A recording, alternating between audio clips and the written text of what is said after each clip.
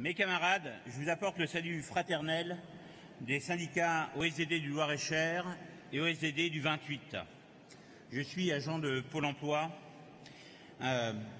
Bien entendu, nous apportons tout notre soutien aux camarades qui sont en lutte à l'heure actuelle, principalement les cheminots. Et en ce qui concerne mon intervention, puisque un congrès est censé tracer aussi les lignes d'avenir, moi je souhaite interpeller le bureau confédéral sur 2 points. Les privés d'emploi, d'une part, et le sort de nos élus aux lumières des élections professionnelles dans le cadre du CSE.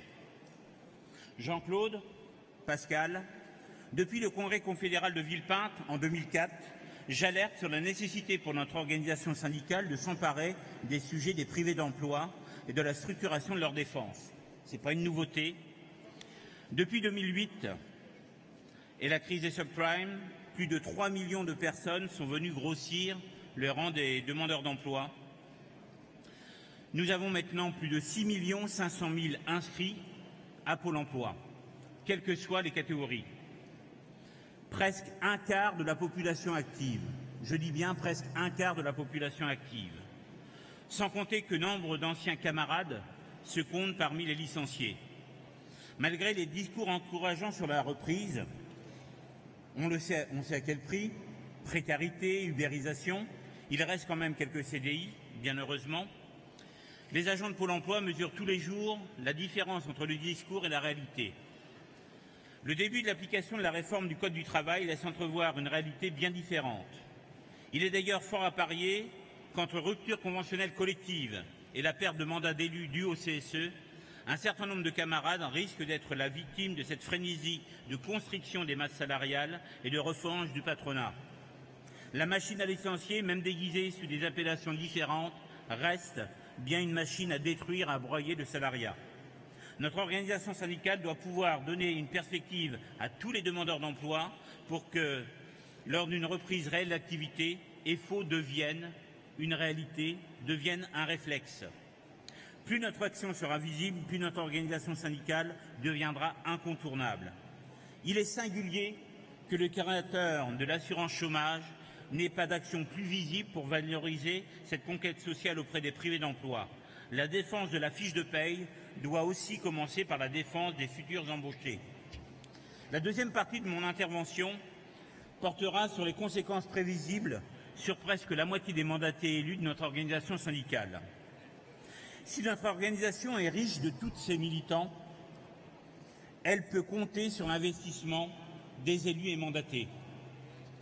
Certains de ses camarades œuvrent bien souvent au-delà du cadre d'une activité professionnelle, avec y compris des conséquences sur la vie de famille. Nos élus et mandatés portent haut et fort les couleurs de Force ouvrière. Ils sont les premiers exposés à la vindicte du patronat. C'est bien souvent leur travail qui met en lumière et qui suscite les adhésions. Entre la loi Rebsamen, qui impose la proportionnalité, et la mise en place du CSE, qui réduit drastiquement le nombre d'élus, une quantité impressionnante d'élus et mandatés vont perdre leur mandat. Dans cette salle, nombre d'entre nous, porteurs de mandat ou élus, on va perdre notre mandat lors de la mise en place du CSE à cause de la proportionnalité et à cause de la réduction du nombre de mandats. La stupidité de la loi Rebsamen va faire que des camarades ne vont pas être éligibles simplement parce qu'ils ne sont pas du bon sexe.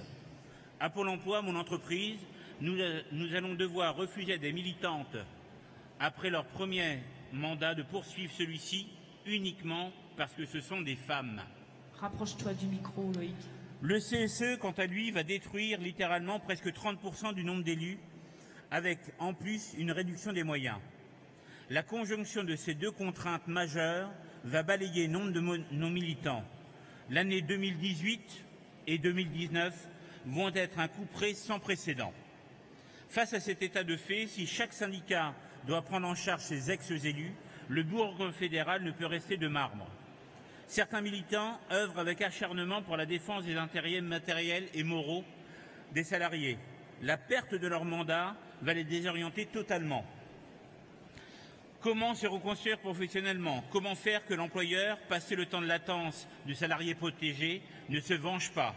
Comment préserver et capitaliser les savoir-faire de ces précieuses connaissances de nos camarades? Autant de questions que le Congrès doit se poser. Notre organisation syndicale ne peut laisser en rage campagne plus de 40% de ses ex-élus et mandatés. Dernier point, puisque le temps arrive, je parlerai quand même de la disparition du CHSCT. Fais vite, mon Ils camarade. nous ont baissé les salaires, on le voit tous les jours. Maintenant, ils s'attaquent à notre santé, notre sécurité.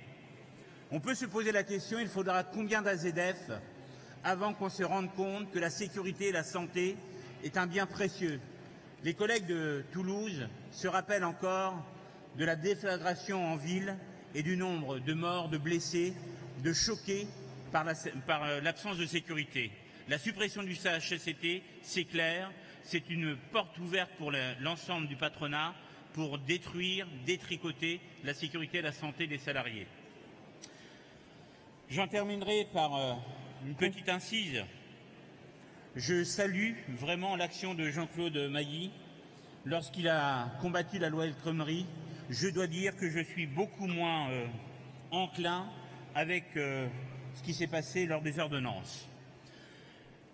Vive le syndicalisme libre et indépendant, vive Force ouvrière. Et juste avant de quitter cette tribune, j'ai une pensée émue pour deux camarades, Ghislain et Franck, qui sont tous les deux atteints de